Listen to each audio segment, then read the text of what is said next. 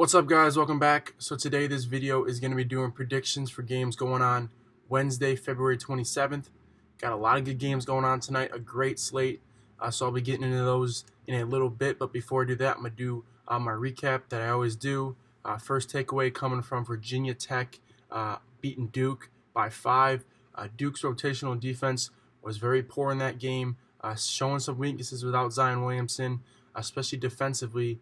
They've had Zion Williamson there to make up for some of the mistakes with his great blocks and just his intimidation down low. But without him down there and on the court, they've shown some defensive weaknesses. So that's something they need to address. Something I think Coach K needs to get right. Being the great coach that he is, I'm sure he will. But that's just something to keep an eye on with Duke as they have 3 more games remaining in the ACC. Next takeaway coming from Syracuse at North Carolina. Syracuse was up early in that game, led at half. North Carolina did not play great in the first half, but came out firing in the second half, seeing them score 93 points on a good defensive team in Syracuse. But my 2 takeaways coming from Syracuse is a legit team. They hung in there with North Carolina on the road, arguably one of the hottest teams in the country right now. So Syracuse continues to impress, even though they lost. They're going to be a tough team to beat in March, and North Carolina is just one of the hottest teams in the country. They're playing on a different level from what we've seen so far this year, so that's something to keep an eye on as well. And the final takeaway coming from Wisconsin at IU. Takeaway is that IU could still make the tournament. They're hosting Michigan State on Saturday. If they can win there, then they got Illinois on the road, and then they host Rutgers, so there's still an outside chance if they can win out and maybe win 2 games in the Big Ten tournament as well. They still could be in the tournament. Played really well last night, even in overtime without a couple of their key players. So Indiana is a team to watch out for. They're on that bubble right now, lower end of it, but could be making their way into the tournament. First game I'm going to be talking about coming from number 17 Maryland at Penn State. Penn State has done a really good job of playing at home this season, giving a lot of teams trouble. Really played well in the Big Ten there. But I do like Maryland in this one, favored by 1.5. They're going to have to give it their all, though. They're going to have to show up fully here. They cannot come in and get down early like they have in the past few games. I like Bruno Fernando down low, arguably one of the best centers in the country.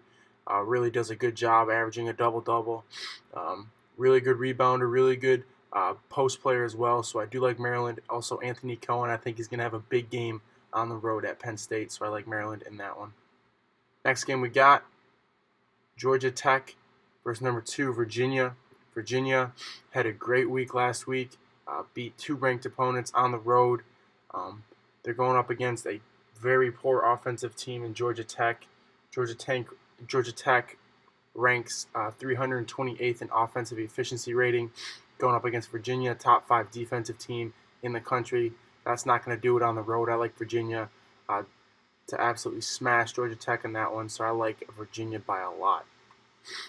Next game we got number 7 Tennessee going on the road to Ole Miss. Tennessee, one of the better offensive teams in the country, ranked 4th in offensive efficiency rating. Ole Miss,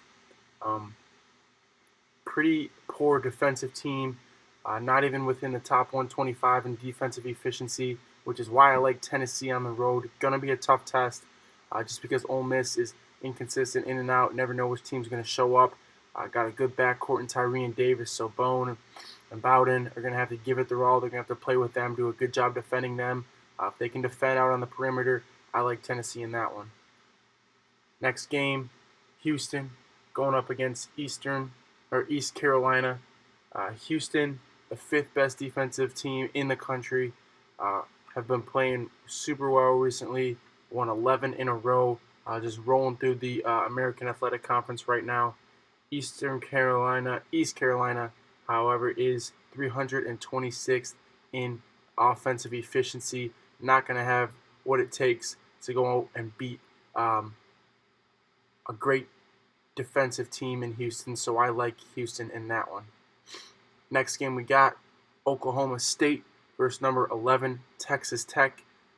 Texas Tech really been playing well recently. As you can see, I've won 5 in a row, including wins over Kansas, Baylor on the road, against Oklahoma State, against Oklahoma on the road. So I do like Texas Tech in this one. They played extremely well against Oklahoma State. Absolutely routed them. I don't think Oklahoma State can bounce back from that loss at Kansas State. Have not been playing well at all. Cannot seem to get it going on the defensive end for them. So I do like Texas Tech in that one. So the next game we got coming from Illinois versus Purdue. Purdue ranked 14th in the country now. Have won 3 in a row. Their last loss coming on the road at Maryland. Illinois was playing well for a while there, but did drop 2 straight now. I do like Purdue in this one.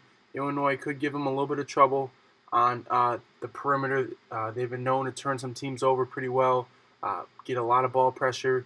So Carson Edwards is going to have to take care of the ball. He's going to have to stay out of foul trouble as well, because they really don't have a backup point guard who can take the ball up for them. So if Purdue can take care of the ball, I do like them to beat Illinois by double digits at home there against a weak Illinois team. Game of the night, number 10 Marquette on the road at Villanova. Villanova struggling right now.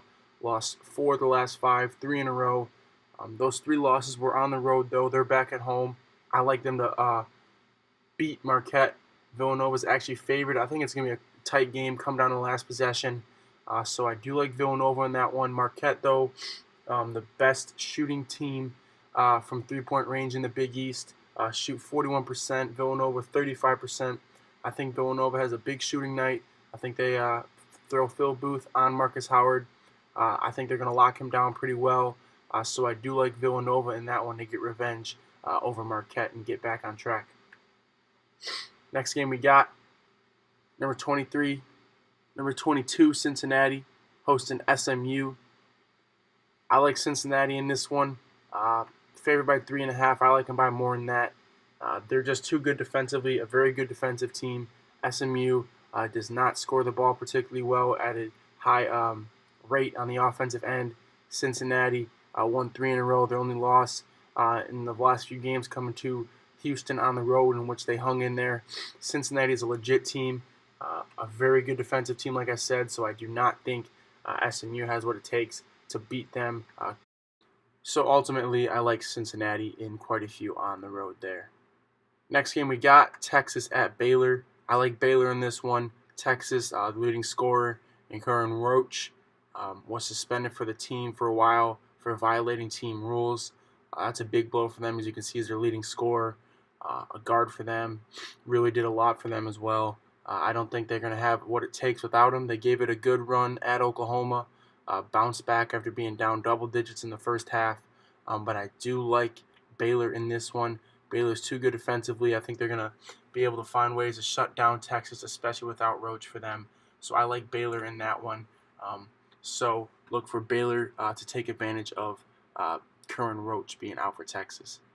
Next game we got, Louisville at Boston College. This is going to be a good one here, mostly because we've seen Louisville's offense struggle recently, going up against great defensive teams, however, in Virginia, Syracuse, and Clemson, some of the better defensive teams in the ACC. I do expect Louisville's offense to bounce back, however, going up against Boston College, who ranks 245th in defensive efficiency rating.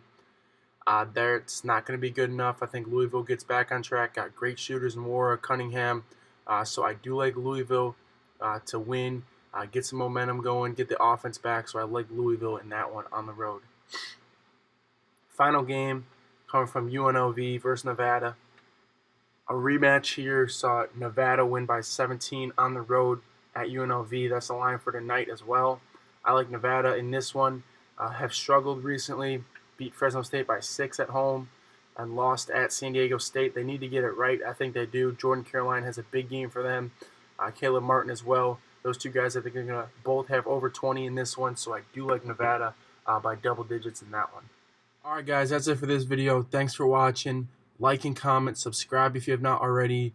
Also, follow my Twitter and Instagram, Hilly Hoops. I'll have that in the description down below. I appreciate you guys watching these videos, and have a great night watching college basketball, and continue to look forward to the weekend, which we got some great basketball coming up. But enjoy tonight. Going to be a great slate of games going on. Once again, thanks for watching. Really appreciate it.